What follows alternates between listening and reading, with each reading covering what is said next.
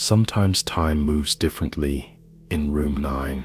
You don't notice it right away, not when you're adjusting the morphine drip, checking the vitals, or writing your shift notes under buzzing fluorescent lights. But if you stand still long enough, especially around dusk, you'll feel it. The ticking clock seems louder in there, even over the machines.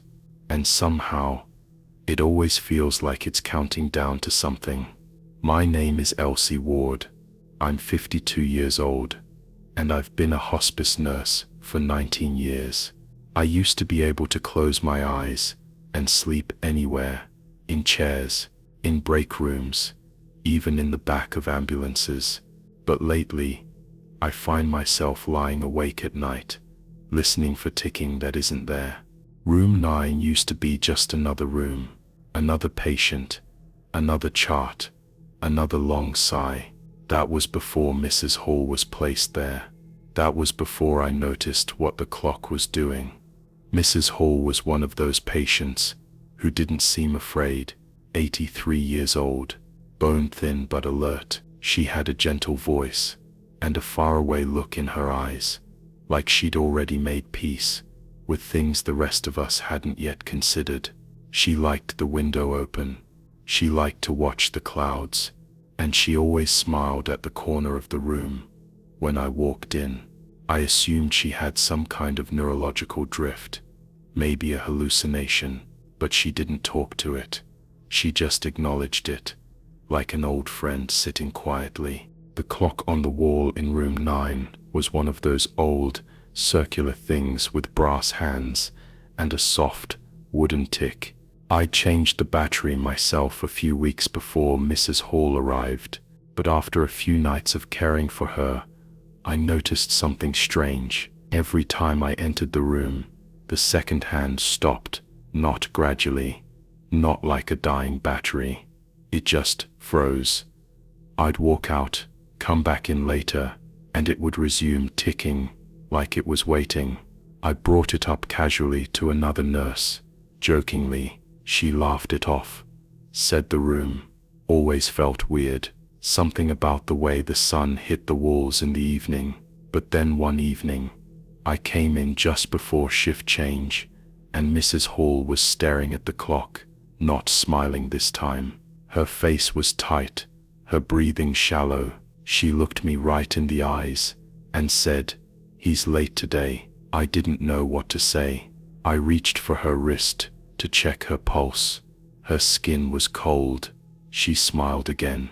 "He's standing right behind you." I turned, nothing, but the clock had stopped again. I stayed with her until she passed later that night, quietly, no struggle, no code, just a long exhale. And then the clock started ticking again. Only I realized the second hand was moving backward, slowly, smoothly, as if time itself had reversed course. I took the clock down the next morning, placed it face down in the supply closet, but sometimes I still hear it ticking in reverse. In my dreams, I wake up, choking, clawing at my chest, like I'm trying to hold on to something that's already left. Maybe it wasn't the room that was different. Maybe it was Mrs. Hall, or maybe she was just the one who finally saw it clearly. The new patient in room 9 sleeps through the night, peaceful, but I never look at the clock on the wall now. I only listen for the silences between ticks. That's where the truth hides. He never rushes. He only waits for the silence to notice him.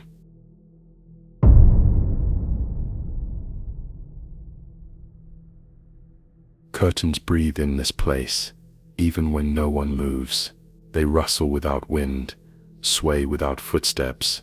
It's not loud, just a soft brushing, like cloth, dragging across something too still. The ones in the overflow room are especially restless. That space is rarely used, wedged between two wings like a forgotten thought.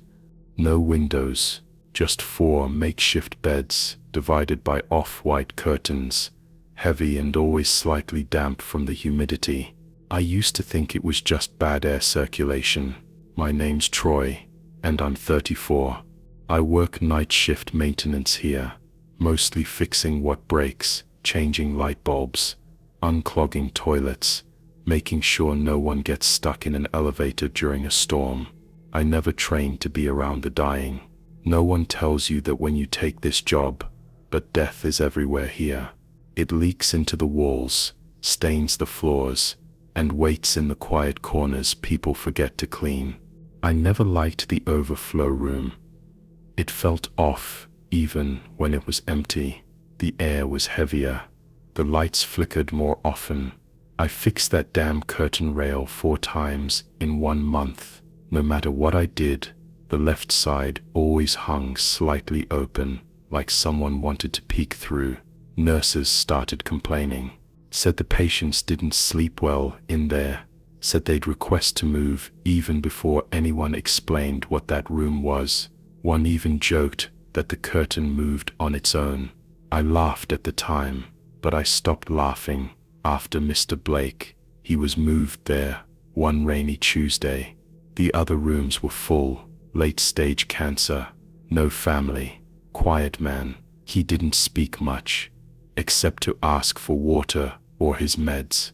But on his second night, the nurse on call told me he'd started talking in his sleep, not mumbling, speaking, full sentences, always beginning with, "Please don't come closer."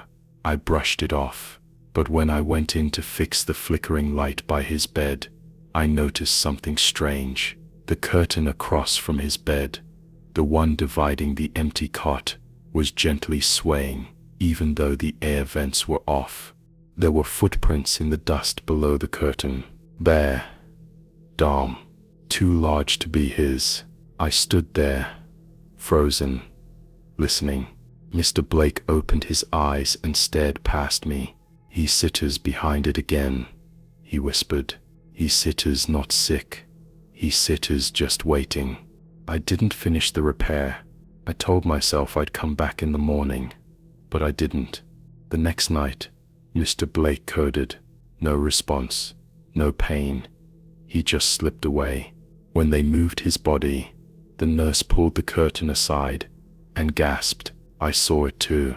Handprints on the inside of the fabric, not pressed, but outlined, like the skin had bled warmth into it. After that, no one used that room. The curtains were taken down and replaced, but they still move. I pass by that hallway sometimes, and I hear the same soft brushing sound, like someone sliding their fingers along the hem, trying to find the edge. I started avoiding mirrors too. One night, I caught sight of something just behind me, too tall, too still. It vanished when I turned, but I knew it had been watching. I don't talk about this at work. No one does. But the new guy asked about that room on his first week, said he felt like the curtains were breathing. I told him not to look when they move. Not all thresholds are meant to open. Some wear fabric instead of stone.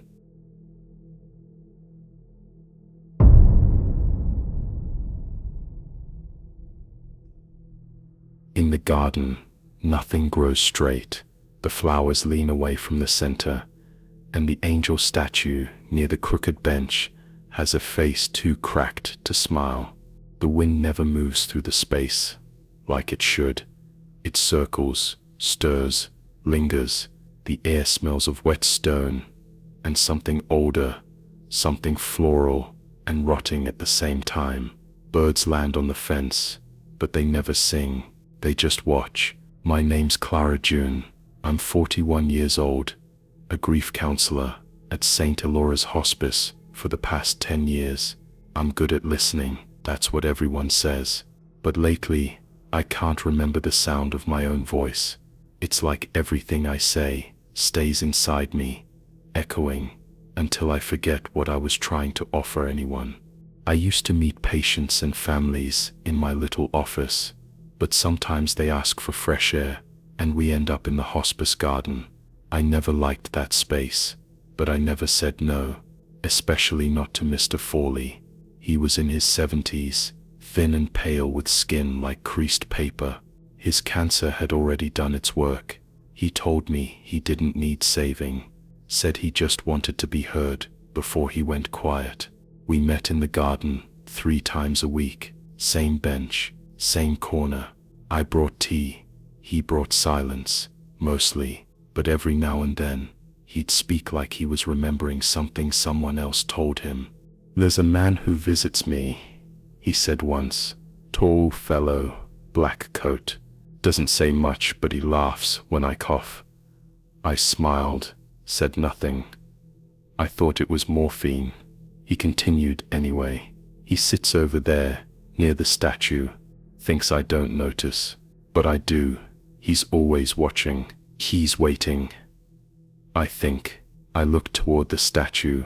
The bench was empty, but I noticed something for the first time. The seat was wet, not from rain. It hadn't rained in days, just damp, like someone had been sitting there for a long time. One morning, I arrived a few minutes late. Mr. Fawley was already there, staring across the garden. I followed his gaze, and my stomach turned.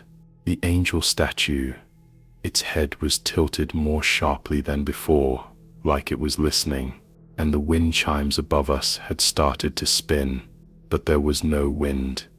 He spoke without looking at me. "You ever wonder why some people leave quietly, and others wait?" He turned to me slowly. "He laughs because I thought I had more time." I laughed nervously. "Who?" He didn't answer. He just coughed, and the chimes rattled louder. That night, Mr. Fawley passed peacefully, they said.